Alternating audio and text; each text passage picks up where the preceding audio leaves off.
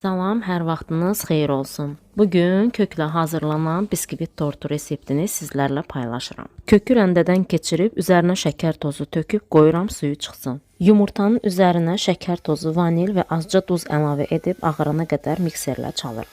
Artıq kök də öz suyunu buraxıb, əlimlə də tərkibindəki qalan suyu da yaxşıca sıxıram. Qarışıma 1 paket qabartma tozunu əlavə etdikdən sonra 1 çay qaşığı da çay sodasını limon suyunda həll edib buraya əlavə edirəm. Kökü də qarışdıraraq hissə-hissə üzərinə əlavə edirəm.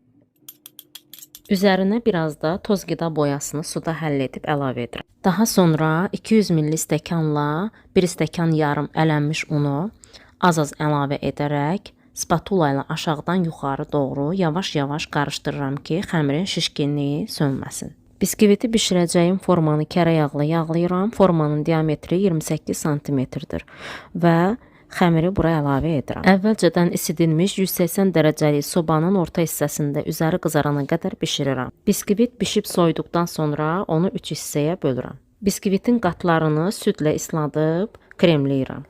Əgər tortun daha hündür olmasını istəyirsinizsə, o zaman 26 diametrlik formada bişirin.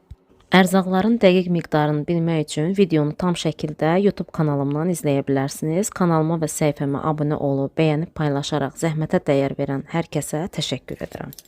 Mən tortu bu cür dekor etdim. Siz öz istəyinizə uyğun, istədiyiniz formada dekor edə bilərsiniz. İnanın, həm biskvitin, həm də kremin dadı çox-çox möhtəşəmdir. Mütləq hazırlayıb dadına baxmağınızı tövsiyə edirəm. Əminəm ki, çox bəyənəcəksiniz. Hazırlayacaq olanlara nuş olsun. Bu cür videoların davamı üçün kanalıma və səhifəmə dəstək olmağı unutmayın. Sağ olun, sağlıqla qalın.